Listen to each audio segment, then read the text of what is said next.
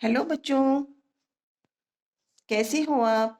मैं आशा करती हूँ कि आप सभी अच्छे होंगे और अपनी पढ़ाई कर रहे होंगे। तो बच्चों, जल्दी से आप अपनी नोटबुक और पेन लेकर आइए। बच्चों, हमारा जो टॉपिक चल रहा है हिंदी में, वो चल रहा है समास। समास के बारे में, उसकी परिभाषा, समास विग्रह क्या होता है, सामासिक पद क्या होता है, ये सब मैं पहली वीडियो में करा चुकी हूँ। समास के भेद, समास के 6 भेद होते हैं। अव्ययभाव समास, तत्पुरुष समास, कर्मधारय समास, द्विगु समास, द्वंद्व समास और बहुव्रीहि समास। तो जिसमें से हमने बच्चों पहली वीडियो में अपनी अव्ययभाव समास पढ़ा और दूसरा तत्पुरुष समास हम पढ़ चुके हैं। आपने उनमें जो पहली वीडियो मैंने बनाई है और डाली है, उनको आपने देख लिया होगा और अब वो दोनों आपके अच्छे से क्लियर हो गए होंगे। चलिए बच्चों, अब हम करते हैं अपना जो थर्ड समास है, तीसरा समास है कर्मधारय समास। बच्चों, कर्मधारय समास में क्या होता है, देखिए। जिस समास में उत्तर पद प्रधान हो, आपको ये मालूम है बच्चों कि समास में 2 पद होते हैं और कर्मधारय समास में कौन सा पद प्रधान होगा, उत्तर पद। और पूर्व पद यानी पहला पद तथा उत्तर पद में विशेषण और विशेष्य, उपमान और उपमेय का संबंध होता है, वह कर्मधारय समास कहलाता है। देखो बच्चों, विशेषण और विशेष्य के बारे में आप अच्छे से जानते होंगे। विशेषण क्या होता है? विशेषण शब्द वो होता है बच्चों जो किसी व्यक्ति वस्तु की विशेषता को बताता है। तो जो शब्द किसी व्यक्ति की या वस्तु की विशेषता को बताते हैं वो विशेषण कहलाते हैं, और जिसकी विशेषता को बताया जाता है वो विशेष्य होता है। जैसे मीठा आम, तो मीठा क्या है, विशेषण शब्द है, और विशेष्य क्या है, आम। सुंदर लड़की, ठीक है, तो सुंदर क्या है, विशेषण, और लड़की क्या है, विशेष्य। ये चीज आपको बिल्कुल क्लियर हो गई होगी।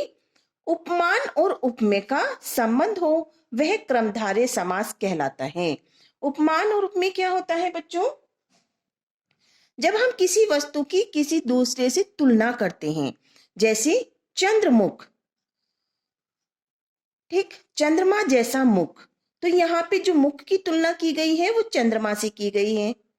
भाई किसी का चंद्रमा जैसा मुख थोड़ी ना होता है, चंद्रमा थोड़ी ना किसी का मुख है, तो यहाँ पे उसकी चंद्रमा से तुलना की गई है, तो ये हमारा उपमान और उपमेय है। ठीक है, इसमें क्या संबंध आता है बच्चों, उपमा और उपमान का। तो अब हम पढ़ते हैं, देखिए, विशेषण और विशेष्य, यानी जिसमें किसी वस्तु की व्यक्ति की विशेषता बताई जा रही होगी, तो वो शब्द भी हमारा कर्मधारय समास के अंतर्गत आता है। जैसे नील कमल, नीला है जो कमल। महात्मा, महान है जो आत्मा। प्रधानमंत्री, प्रधान है जो मंत्री। श्वेतांबर, श्वेत है जो अंबर। अंबर में से यहाँ पे बच्चों वस्त्र से होता है, जो हमारा, जैसे मान लीजिए श्वेत का मतलब होता है सफेद, है जो वस्त्र। तो बच्चों आप इसमें देखेंगे कि जो चिन्ह आ रहा है जो, तो इससे आप पहचान कर सकते हो कि इसमें जो तुलना के जो हमारा विशेषण और विशेष्य है वो कमल को कैसा बता रहा है, नीला है जो कमल, कमल की विशेषता को बता रहा है। ठीक है, तो जो नीला कलर है वो उसकी कमल की विशेषता है। महान क्या है, आत्मा की विशेषता है। मंत्री, मंत्री में कौन है, जो प्रधान है जो मंत्री, वही सभी मंत्रियों में जो प्रधान है। श्वेत है जो अंबर, यानी जो वस्त्र सफेद है, यानी सफेद रंग का है। अब उपमान का और उपमेय का संबंध देखिए बच्चों, यहाँ पर क्या है, चंद्रमुख, जैसा हम अभी ऊपर पढ़ चुके हैं कि चंद्र के समान मुख यानी चंद्रमा जैसा मुख। कमल नयन, भाई किसी के नयन में क्या होता है बच्चों, नेत्र, आंखें। ठीक, ये नेत्र आंखों का पर्यायवाची होता है नयन। तो कमल नयन, तो कमल थोड़ी ना किसी के नयन होते हैं, नेत्र होते हैं, तो वो उनसे उपमा की गई है, कमल के समान नयन। मृग लोचन, मृग के समान लोचन, लोचन भी बच्चों यहाँ पे क्या है, नयन है। ठीक है, आंखें। चरण कमल, यानी चरण क्या है बच्चों? पैर जो होते हैं उन्हें चरण भी बोलते हैं। कमल के समान चरण। तो यहाँ पर जो चरणों की तुलना की गई है किससे की गई है? कमल से। तो ये चीज आप अच्छे से समझ लें। कर्मधारय समास में बच्चों उत्तर पद प्रधान होता है। पूर्व पद और उत्तर पद में विशेषण और विशेष्य, उपमान और उपमेय का संबंध होता है, वो ही कर्मधारय समास कहलाता है। तो विशेषण और विशेष्य शब्द का आपको मीनिंग अच्छे से पता चल गया होगा। और कर्मधारय समास में बच्चों जो शब्द का प्रयोग होता है और जिसकी तुलना की जाती है, जैसे चंद्रमुख चंद्रमा के समान मुख वाले, कमल नयन कमल के समान नेत्रों वाले, मृगलोचन मृग के समान लोचन यानी नयन वाले, चरण कमल और कमल के समान चरण वाले। तो ये सब क्या है बच्चों? कर्मधारय समास के उदाहरण हैं। ठीक है, अब बच्चों हम आगे बढ़ते हैं।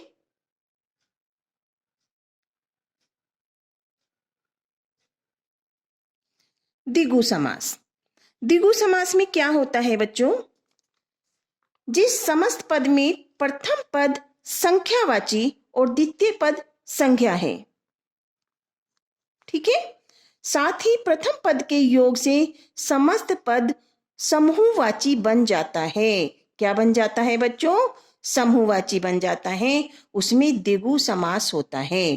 तो यानी प्रथम पद में क्या होता है? संख्या, जिनसे हम संख्या का अनुमान लगाते हैं कि भाई 1 है, 2 है, 4 है, 5 है, इस प्रकार से। अब देखिए कैसे होते हैं। जैसे बच्चों हमारा शब्द है पंचवटी। क्या है? पंच। तो पंच मीन्स होता है बच्चों 5। ठीक है। चौराहा, चौराहा मीन्स 9। त्रिनवेणी, दोफेर, त्रिफला, पंजाब। अब यहाँ पे देखेंगे बच्चों, सबसे पहले पंचवटी में देखें। पंचवटी क्या है? 5 वटों का समाहार। ठीक है, यानी इसमें 5 वटों का मिला हुआ है, तो वो क्या है? पंचवटी, 5 वटों का समाहार। चौराहा 4 राहों का समाहार, यानी राह होती हैं बच्चों जो रास्ते होते हैं, जैसे हम चौराहा बोलते हैं कि चौराहे पे जहाँ पे रेड लाइट लगी रहती है। 4 राहों का समाहार यानी 4 रास्ते वहां पर मिल रहे हैं। नवग्रह 9 ग्रहों का समूह। ठीक है। त्रिवेणी 3 वेणियों का समाहार यानी 3 वेणियों का समूह। दोपहर, दोपहर का समय होता है जो सुबह और शाम के बीच का समय होता है, दोपहर। त्रिफला 3 फलों का समाहार। पंजाब 5 आबों, यानी जो आब होती हैं वो नदियों से यहाँ पे कंपेयर हुआ है, नदियां होती हैं, 5 नदियों का समूह। तो बच्चों आप उसमें जो पहला शब्द होगा, वो जो हमारा प्रथम पद है वो कैसा होगा? संख्यावाची। उसको देख करके आप समझ जाओगे कि इसमें हमारा द्विगु समास है, और द्विगु समास में हमेशा द्वितीय पद क्या होता है बच्चों? संज्ञा होता है। ठीक है, चलिए अब हम आगे बढ़ते हैं बच्चों नेक्स्ट समास पर।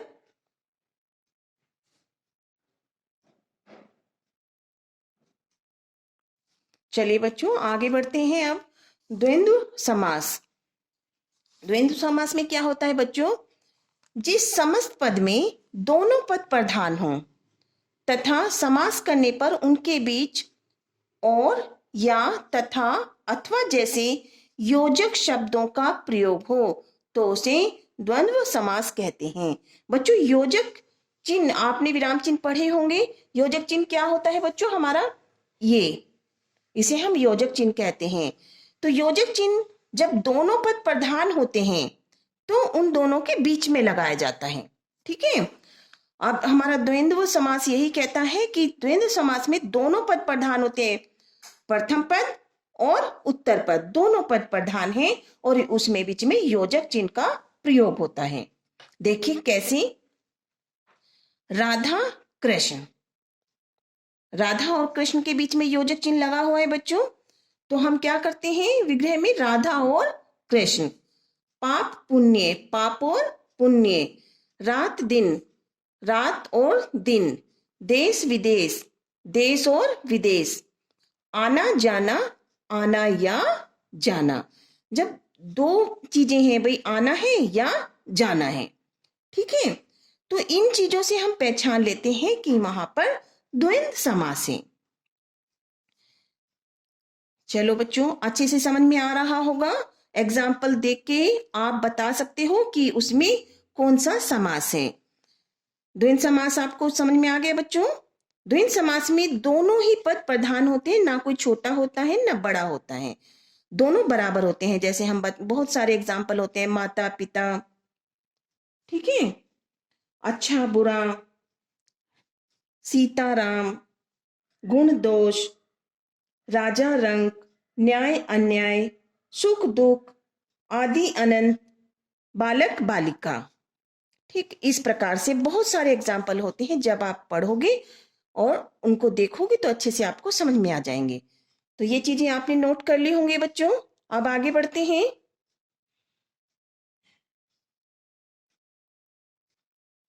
बहुविधि समास। बहुविधि समास में क्या होता है बच्चों? जिस समास में दोनों पद प्रधान ना हो, बल्कि समस्त पद दोनों पदों का वाचक ना हो करके किसी तीसरे अर्थ का वाचक हो, यानी किसी तीसरे अर्थ को बताता हो, तो उसे बहुविधि समास कहते हैं। भाई दोनों पद जो हैं वो प्रधान नहीं है, ठीक है, दोनों पदों का अपना संकेत ना हो करके वो किसी तीसरे थर्ड पर्सन को बताते हैं, तो वो बहुविधि समास कहलाता है। जैसे लंबोदर, लंबा है उदर जिसका, अर्थात गणेश जी। दशानन, 10 है आनन जिसके, अर्थात रावण। त्रिनेत्र, 3 है नेत्र जिसके। तो बच्चों जो ये हमारा बहुविधि समास है, इसमें आप यहाँ पे देखिए जिसका, जिसके, इन शब्दों का जहां प्रयोग होता है उसमें भी आप समझ सकते हैं कि वहां पर बहुविधि समास का प्रयोग हुआ है। ये इस शब्द में हमारा बहुविधि समास है। तो बहुविधि समास में जिसका, जिसके, जिससे, वाला, इन शब्दों का प्रयोग होता है, तो वहां पर बहुविधि समास है। अब बच्चों जैसे दशानन, इसमें भी हमारा ये संख्यावाचक शब्द आ रहा है। तो जब समास का विग्रह करते हैं तो बहुत सारी चीजों में हमें विग्रह करने से पता चल जाता है कि उसमें द्विगु समास है या बहुविधि समास है। किस प्रकार से? तो बच्चों जो अंतर पूछा जाता है या आपको पता होना चाहिए कि किस किस समास में क्या अंतर होता है। जो अंतर है, डिफरेंस होता है अधिकतर कर्मधारय और बहुविधि समास में। कुछ वर्ड ऐसे होते हैं जो हमें कॉमन लगते हैं कि भाई हाँ, हम इसमें कौन सा समास लगाएं, कर्मधारय लगाएं या बहुविधि समास लगाएं। तो विग्रह को हम ध्यान से देखें। जैसे बच्चों हमारा है पीतांबर, मैंने आपको बताया है पित माने पीला, अंबर में होता है वस्त्र। पीला है अंबर यानी वस्त्र जिसका, जहां पर जिसका आएगा तो वहां पर क्या होगा बच्चों? बहुविधि समास। यानी पीला है वस्त्र जिसका, पीला है अंबर जिसका, अर्थात श्री कृष्ण जी। तो इसमें हमारा बहुविधि समास होगा। अब देखिए इसी वर्ड को हम देखेंगे बच्चों, पीतांबर, पित है अंबर जो, यानी पीला है वस्त्र जो। ठीक, इसमें हमारा जो मैंने आपको बताया है कर्मधारय समास में मोस्टली जो शब्द का प्रयोग होता है। पीला है वस्त्र जो, तो ये किसकी विशेषता को, वस्त्र की विशेषता को बता रहा है। इसमें विशेषण और विशेष्य का संबंध है। पीला है वस्त्र जो, तो इसमें हमारा क्या है बच्चों? कर्मधारय समास। नीलकंठ, अब इस वर्ड को भी देखेंगे हम। नीलकंठ, नीला है कंठ जिसका, भाई नीला है कंठ जिसका, इसमें दोनों पद प्रधान ना होकर किसी तीसरे को संबोधित कर रहे हैं बच्चों। नीला है कंठ जिसका अर्थात शिव। तो इसमें हमारा कौन सा समास होगा बच्चों? बहुविधि समास। ठीक है, अब देखिए इसी को हम देखते हैं नीलकंठ, नीला है जो कंठ। तो यहाँ पे कंठ मिस होता है बच्चों गला, तो गले की विशेषता को बता रहा है नीला। ये नीला कलर होता है। जैसे नीला है जो कंठ, यानी जो कंठ यानी गला नीला है, तो वो कर्मधारय है क्योंकि वो गले की विशेषता के लिए उसका शब्द का प्रयोग हुआ है। तो बच्चों हमें समास में अंतर करने के लिए उन दोनों के विग्रह पर विशेष ध्यान रखना होता है कि भाई हाँ इसका विग्रह क्या है, तो हम उसी के अनुसार समास का नाम लिखते हैं। आगे बढ़ते हैं बच्चों हम। इसी प्रकार से बच्चों द्विगु और बहुविधि समास में अंतर। द्विगु में हमने पढ़ा, क्या पढ़ा है बच्चों? कि जिसका प्रथम पद संख्यावाचक होता है द्विगु समास में। और बहुव्रीहि समास में क्या होता है बच्चों, समस्त पद किसी संज्ञा के लिए विशेषण का कार्य करता है। ये चीजें हमने पढ़ ली हैं पीछे। अब हम देखते हैं किस प्रकार से द्विगु और बहुव्रीहि समास में अंतर होता है। द्विगु समास का पहला पद संख्यावाचक विशेषण होता है तथा शेष पद उसका विशेष्य होता है। लेकिन बहुव्रीहि समास में समस्त पद किसी संज्ञा के लिए विशेषण का कार्य करता है। किसके लिए? किसी संज्ञा के लिए। तो यहां पर बच्चों हम इस चीज को ध्यान से समझ लेंगे। जैसे बच्चों एग्जाम्पल में हम देख लेते हैं कि किस प्रकार से। बच्चों यहाँ पे हमारा वर्ड है अष्टाध्यायी, ठीक है। अभी हमने अष्टाध्यायी कैसे होता है बच्चों, अष्ट का मतलब होता है 8, ये संस्कृत वर्ड है अष्ट, अष्टमिष्ट 8, अध्याय यहाँ पे बच्चों संधि भी हो रही है, 8 अध्यायों का समूह।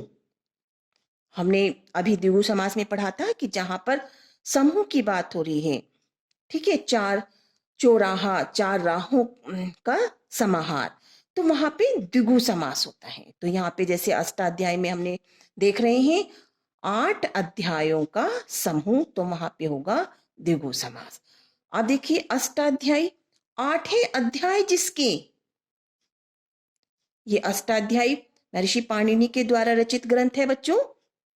तो 8 अध्याय जिसके, तो यहाँ पे किसी के बारे में विशेष अष्टाध्यायी पुस्तक के बारे में बात हो रही है, 8 अध्याय जिसके अर्थात अष्टाध्यायी, ठीक। तो यहाँ पे हमारा कौन सा समास होगा बच्चों, बहुव्रीहि,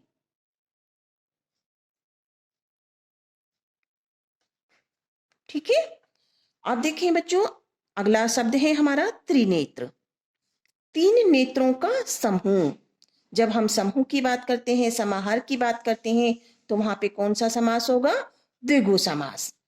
त्रिनेत्र यही शब्द है, लेकिन हम इसके विग्रह को देखते हैं, 3 नेत्रों वाला। भाई 3 नेत्रों वाला कौन है, इसमें बच्चों हम ध्यान से ये बात भी अपना नोट कर लेंगे कि जब कोई चीज संसार में एक होती है जिसकी विशेषता को बताया जा रहा है, ठीक है, तो वहां पर बहुव्रीहि समास होता है। अब 3 नेत्रों वाला तो एक ही है, कौन है बच्चों, भगवान शिव। तो इसमें हमारा क्या है, 3 नेत्रों वाला, वाला, जिसके, जिसका, इन शब्दों का प्रयोग किसमें होता है, बहुव्रीहि समास में, ठीक है बच्चों। अब आगे पढ़ते हैं त्रिफला।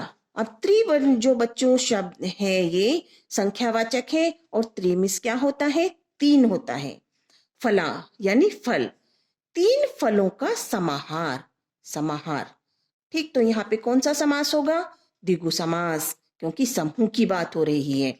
तो 3 फलों का समाहार यानी द्विगु समास। त्रिफला, 3 है फल जिसमें, यहाँ पे जिसमें शब्द आ रहा है, तो हम विग्रह के अकॉर्डिंग देखते हैं बच्चों कि हम इसमें कौन सा समास लिखेंगे। अगर हमसे वर्ड पूछ रहे हैं, वर्ड में समास पूछ रहे हैं, ठीक है, कोई वर्ड पूछा है उसमें दिया हुआ है, उसमें हमसे समास पूछ रहे हैं, तो हम इसमें अपने अकॉर्डिंग भी लिख सकते हैं कि त्रिफला 3 है फल जिसमें, अर्थात एक औषधि विशेष। तो वहां पर क्या होगा बच्चों, कौन सा समास होगा, बहुव्रीहि समास। तो ये चीजें आप ध्यान से नोट कर लेंगे और आपके समास का टॉपिक बिल्कुल क्लियर हो गया होगा। मैं आशा करती हूँ कि आपको मेरी वीडियो बहुत पसंद आई होगी, और आपको मेरी वीडियो पसंद आई है तो आप प्लीज मेरे चैनल को सब्सक्राइब करें, लाइक करें और शेयर करें। Thank you.